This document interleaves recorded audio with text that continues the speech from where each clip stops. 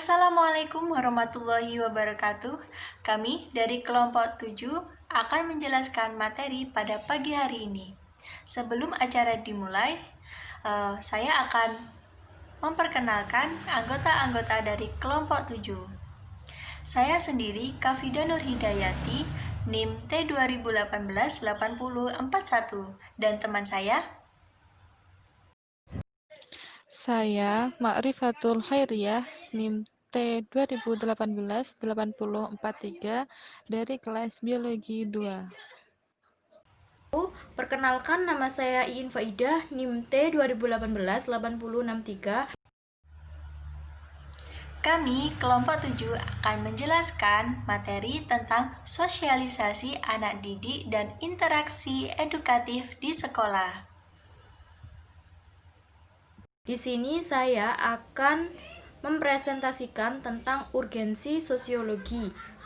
Sosiologi merupakan proses belajar segala sesuatu di dalam kehidupan yang meliputi norma, nilai, sistem kemasyarakatan, ilmu pengetahuan, mata pencarian, kesenian, agama, dan lain-lain. Arti sosiologis dan psikologis dari sosialisasi antara lain, secara sosiologis, sosialisasi adalah belajar untuk menyesuaikan diri dengan mores, folkways, tradisi, dan kecakapan-kecakapan kelompok. Secara psikologis, sosialisasi berarti mencakup kebiasaan-kebiasaan, perangaian-perangaian, ide-ide, sikap, dan nilai. Sosialisasi identik dengan makna penyesuaian diri. Konsep penyesuaian diri ini berasal dari biologi dan merupakan konsep dasar dalam teori Darwin. Dalam biologi, istilah yang digunakan adalah adaptasi. Proses penyesuaian itu merupakan reaksi terhadap sejumlah tuntutan terhadap dirinya. Tuntutan tersebut dapat diklasifikasikan menjadi tuntutan internal dan tuntutan eksternal. Proses penyesuaian diri ada 4 kriteria yang dapat digunakan, antara lain 1. Kepuasan psikis. Penyesuaian diri yang berhasil akan menimbulkan rasa tidak puas yang menjelma dalam bentuk perasaan kecewa, gelisah, lesu, dan depresi. Yang kedua yaitu efisiensi kerja. Penyesuaian diri yang berhasil akan berdampak dalam kerja atau kegiatan yang efisien, sedangkan yang gagal akan berdampak dalam kerja atau kegiatan yang tidak efisien. Yang ketiga yaitu gejala fisik. Penyesuaian diri yang gagal akan tampak dalam gejala fisik. Yang keempat yaitu penerimaan sosial. Penyesuaian diri yang berhasil akan menimbulkan reaksi setuju dari masyarakat, sedangkan yang gagal akan mendapatkan reaksi tidak setuju dari masyarakat. Proses sosialisasi juga merupakan proses belajar individu dalam berperilaku sesuai dengan standar dalam kebudayaan masyarakat. Proses sosialisasi juga dipandang sebagai proses akomodasi dengan nama individu yang menghambat atau mengubah impuls-impuls sesuai dengan tekanan lingkungan dan mengembangkan pola-pola tingkah laku yang baru yang sesuai dengan kebudayaan masyarakat. Baik, selanjutnya kita masuk ke materi sosialisasi anak didik. Dalam proses sosialisasi, seorang individu atau anak didik belajar tentang perilaku, kebiasaan, dan pola-pola kebudayaan lain. Individu juga belajar tentang keterampilan sosial seperti berbahasa, bergaul, berpakaian, dan cara makan. Sosialisasi itu sendiri merupakan proses membimbing individu atau anak didik ke dalam dunia sosial.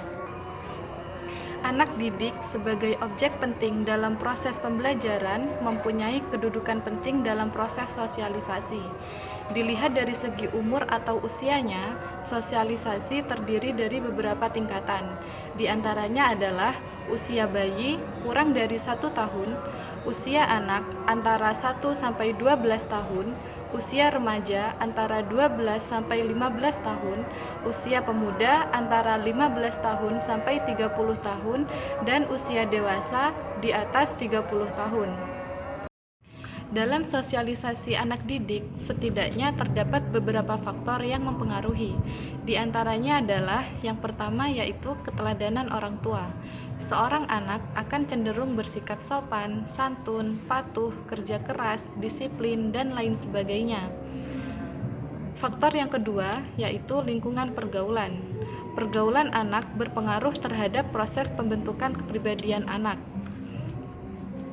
Oleh karenanya, lingkungan juga akan mempengaruhi proses sosialisasi anak.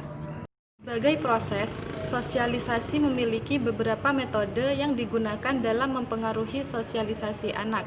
Yang pertama adalah metode pengajaran dan hukuman. Dalam proses sosialisasi, hukuman diberikan kepada anak yang bertingkah laku salah, tidak baik, kurang pantas, atau tidak diterima oleh masyarakat. Hukuman dapat berupa hukuman fisik atau hukuman sosial. Sedangkan ganjaran diberikan kepada anak yang berperilaku baik. Dengan ganjaran diharapkan anak termotivasi untuk selalu berbuat baik. Yang kedua adalah metode didaktik teaching, mengutamakan pengajaran kepada anak tentang berbagai macam pengetahuan dan keterampilan. Yang ketiga yaitu metode pemberian contoh. Anak-anak cenderung mencontoh semua tingkah laku orang yang ada di sekitarnya. Dengan memberikan contoh, akan terjadi proses peniruan yang terjadi secara sadar maupun tidak. Dalam sosialisasi anak didik, terdapat sejumlah media sosialisasi. Di antaranya adalah yang pertama, keluarga, yang merupakan orang pertama yang mengajarkan hal-hal yang berguna bagi perkembangan dan kemajuan anak. Orang tua menjalankan fungsi sosialisasi melalui keluarga, memperkenalkan pola tingkah laku, sikap, keyakinan, cita-cita, dan nilai-nilai yang dianut oleh masyarakat. Yang kedua adalah teman sepermainan dan sekolah, yang merupakan lingkungan sosial kedua bagi anak setelah keluarga. Melalui lingkungan sekolah dan teman sebaya, anak mulai mengenal harga diri, citra diri, dan hasrat pribadi. Yang ketiga adalah lingkungan kerja, yang merupakan proses sosialisasi lanjutan tempat kerja seseorang mulai berorganisasi nyata dalam suatu sistem. Yang keempat adalah media massa, yang merupakan sarana dalam proses sosialisasi, karena media massa memberikan informasi yang dapat menambah wawasan untuk memahami keberadaan manusia dan berbagai permasalahan yang ada di lingkungan sekitarnya. Media massa merupakan media yang efektif dan efisien untuk mendapat informasi keadaan dan keberadaan lingkungan serta kebudayaan, sehingga dengan informasi dapat menambah wawasan seseorang. Baik, selanjutnya kita akan membahas interaksi edukatif di sekolah. Manusia merupakan makhluk yang memiliki sifat sosial, sehingga manusia akan selalu hidup bersama dan akan saling berhubungan. Hal tersebut akan berlangsung dalam berbagai bentuk dan situasi. Hal tersebut akan berlangsung dalam berbagai bentuk, situasi, dan komunikasi.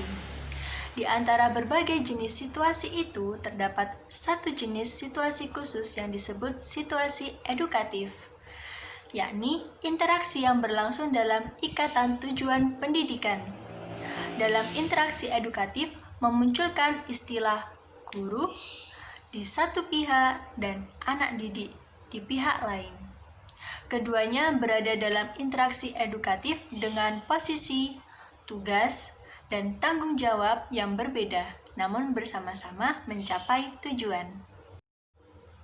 Nah, langsung saja saya akan menjelaskan tentang pengertian interaksi edukatif. Sebelum saya menjelaskan, apakah kalian tahu pengertian dari interaksi edukatif?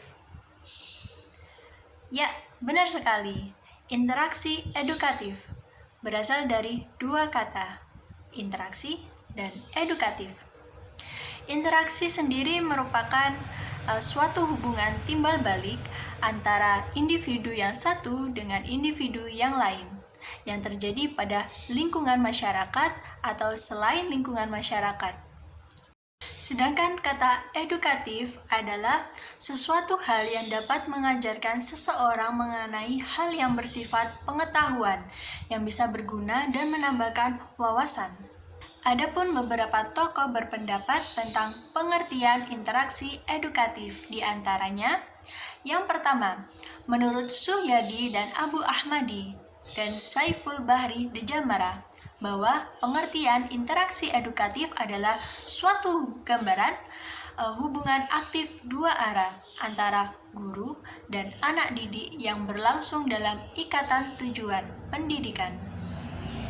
Yang kedua, menurut Sadirman AM, pengertian interaksi edukatif dalam pengajaran adalah proses interaksi yang disengaja, sadar akan tujuan, yakni untuk mengantarkan anak didik ke tingkat kedewasaannya. Maka dapat disimpulkan bahwa pengertian interaksi edukatif adalah suatu proses hubungan timbal balik atau feedback yang sifatnya komunikatif antara guru dengan siswa yang berlangsung dalam ikatan tujuan pendidikan dan bersifat edukatif, dilakukan dengan sengaja, direncanakan, serta memiliki tujuan tertentu. Selanjutnya yaitu tujuan dari interaksi edukatif.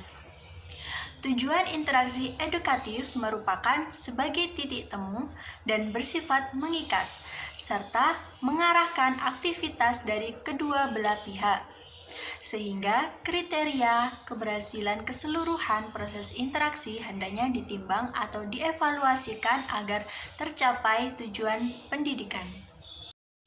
Selanjutnya yaitu komponen-komponen dari interaksi edukatif. Di dalamnya mengandung sejumlah komponen-komponen. Apabila tidak ada komponen tersebut, maka tidak akan terjadi proses interaksi edukatif guru sebagai pendidik dengan siswa sebagai peserta didik. Berikut komponen-komponen interaksi edukatif antara lain yaitu yang pertama yaitu tujuan. Yang kedua, kegiatan belajar mengajar. Yang ketiga, bahan pengajaran. Yang keempat, sumber pelajaran. Yang kelima, metode. Dan yang keenam, yaitu evaluasi. Yang keempat yaitu tahap-tahap interaksi eduktif.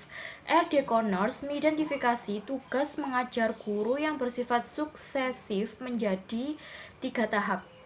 Tahap-tahap tersebut meliputi 1.